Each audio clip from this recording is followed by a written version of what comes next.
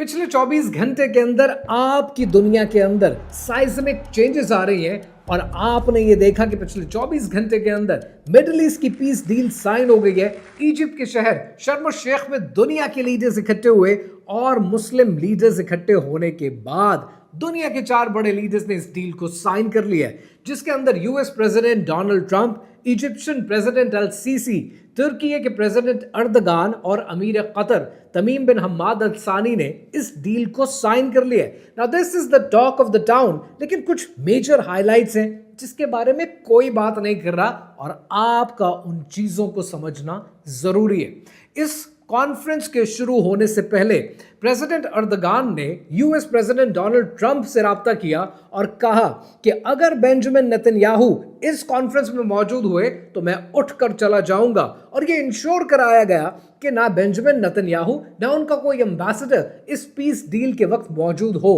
इसका मतलब क्या है? इसका मतलब यह कि भरपूर चांस था बेंजामिन नेतन्याहू के मौजूद होने का। और आप ऑलरेडी जानते हैं कि यूएस प्रेसिडेंट इससे पहले इसराइल में मौजूद थे, इसराइल की नेसेट से, उनकी पार्लियामेंट से भी खिताब किया। सो अगर इमेजिन करें 1 मिनट के लिए, अगर बीबी नेतन्याहू यहां पर मौजूद होता तो उसके क्या आफ्टर मैथ आते आप सोच भी नहीं सकते। उसका पहला आफ्टर मैथ तो ये होता शायद ये पीस डील ना हो पाती। दूसरा आफ्टर मैथ ये होता कि मुस्लिम कंट्रीज के अंदर राइट शुरू हो जाते, क्योंकि इसका साफ मतलब ये होता कि या तो इन मुसलमान मुमालिक ने इसराइल को तस्लीम कर लिया है या फिर अब्राहम एकॉर्ड्स के ऊपर काम तेज हो गया। अब जिन 4 कंट्रीज ने इस डील को साइन किया है, जरा उनकी कंडीशन को समझने की कोशिश करते हैं। पहले आता है कतर। कतर पर ऑलरेडी अटैक हुआ और अनफॉर्चुनेटली कतर कुछ नहीं कर पाया, तो वो सिचुएशन आप बेहतर जानते हैं। दूसरा मुल्क है इजिप्ट, और इजिप्ट की इकोनॉमी कितनी कंट्रोल्ड है मैं ऑलरेडी कई वीडियोस में आपको ऑलरेडी एक्सप्लेन कर चुका हूं। मजीद जानना हो तो उन वीडियोस में भी आप देख सकते हैं। लेकिन यहां पर आपने एक और मेजर चीज देखनी है कि वो जो एहराम मिस्र के ऊपर कॉन्सर्ट चल रहे हैं कि जिसके अंदर आपको अकल्ट साइंस नजर आते हैं, आपको दज्जाली फितने नजर आते हैं, आपको वो सिंबल्स नजर आते हैं जो प्योर पेगन रिचुअल्स हैं, वो ऑलरेडी इस कॉन्फ्रेंस से पहले इजिप्ट के अंदर हो रहा है। तीसरा मुल्क इसके अंदर मौजूद है यूनाइटेड स्टेट्स ऑफ अमेरिका, और ऑलरेडी अमेरिका गॉडफादर है इसराइल का, तो उसकी बात करने की जरूरत नहीं है। तो चौथा मुल्क है वो है टर्की है, और यहां पर सिग्निफिकेंस टर्की की है। हमारे लोग अनफॉर्चुनेटली ना डीप थिंकिंग करते हैं ना फ्री थिंकिंग करते हैं, और सारा फोकस कर दिया है प्राइम मिनिस्टर शहबाज शरीफ की तारीफें करने के अमल को। और इवन इंडिया के अंदर कोट हो रहा है कि Modi can not replace that, और हम बहुत पीछे रह गए। इस वक्त ना प्राइम मिनिस्टर शहबाज शरीफ अहम है, ना इस वक्त इंडिया इस कहानी में अहम है। बीइंग ए पॉलिटिकल, मेरी कोशिश ये कि इस वीडियो के तवस्सुत से आपको 2 मेजर बातें बता दूं, क्योंकि ये 2 सवाल इस कॉन्फ्रेंस के बाद आपके जहन में आने चाहिए। नंबर 1 ये कि अगर अर्दगान की, प्रेसिडेंट अर्दगान और टर्की की इतनी अहमियत है, तो ये एलीट्स ऑफ द वर्ल्ड तुर्की के साथ क्या करने वाले हैं। और नंबर 2 ये, क्या इस अमन मुआहिदे के बाद दुनिया में अमन हो सकता है? कहानी क्या है, आइए समझते हैं।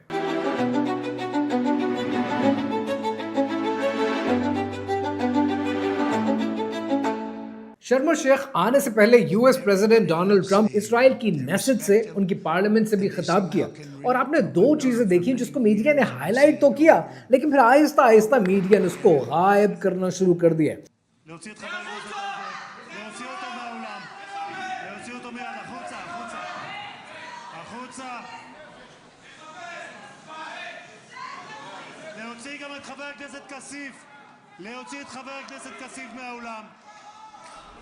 वो 2 जो मेजर हाइलाइट्स हैं कि उनकी पार्लियामेंट के अंदर 2 लोग खड़े हो गए। पहला जो इंसान है उसका नाम है एमन ओदे।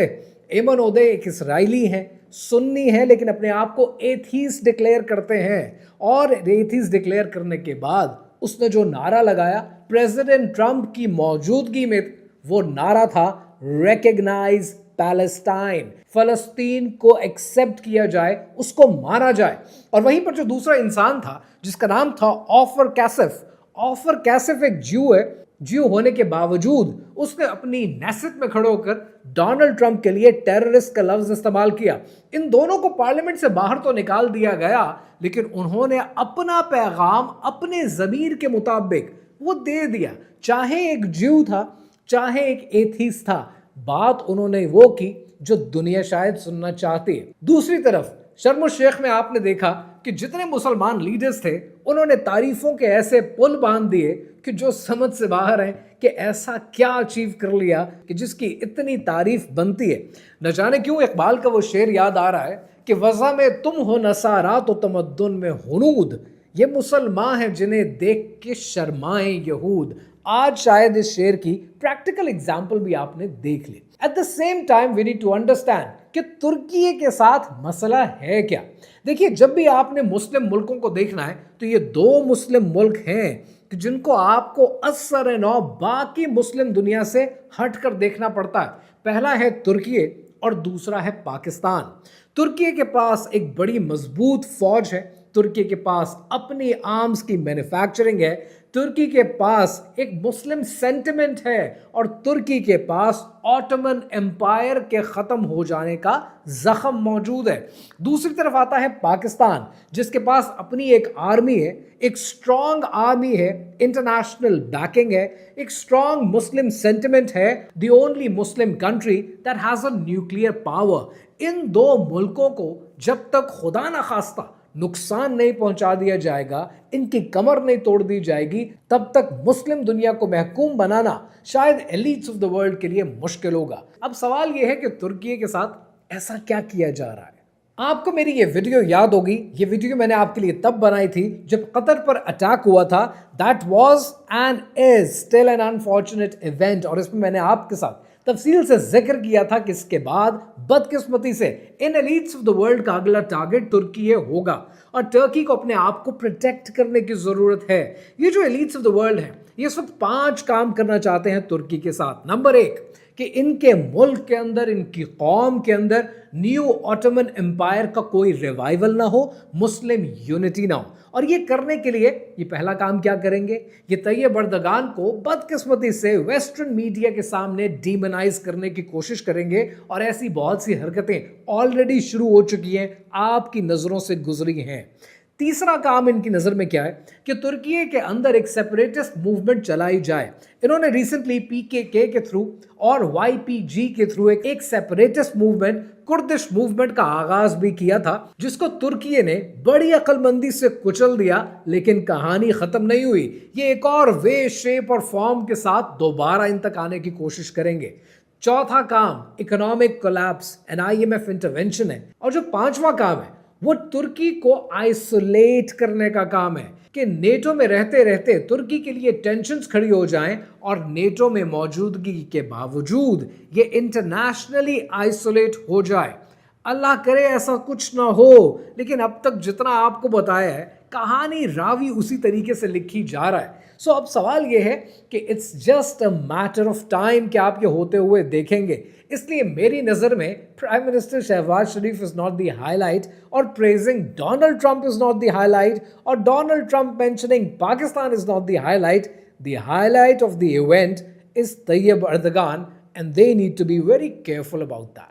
अब बात करते हैं आखिरी और सबसे अहम सवाल की कि क्या इस पीस डील के बाद अमन कायम हो सकता है। अब इस बात को समझने के लिए पहले ये समझें कि हमास ने उन 20 हॉस्टेजेस को रिहा कर दिया है कि जो ऑलरेडी हमास की कैद में थे, लेकिन साथ ही साथ जिंदा थे, उनको हैंडओवर कर दिया।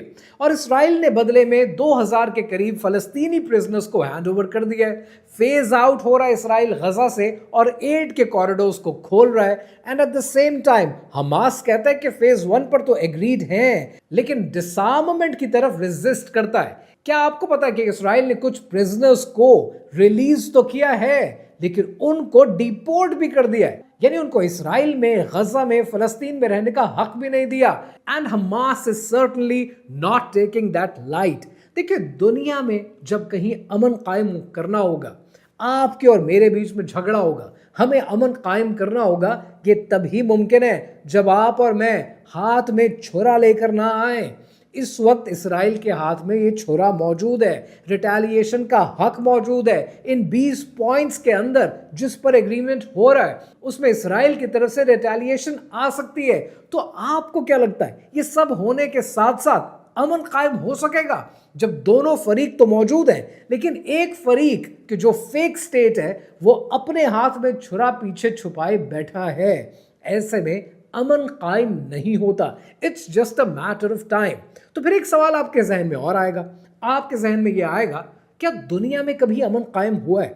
दुनिया के पास इस वक्त 3500 साल की रिकॉर्डेड हिस्ट्री है और इस रिकॉर्डेड हिस्ट्री के अंदर दुनिया में सिर्फ 268 साल अमन कायम रहा है।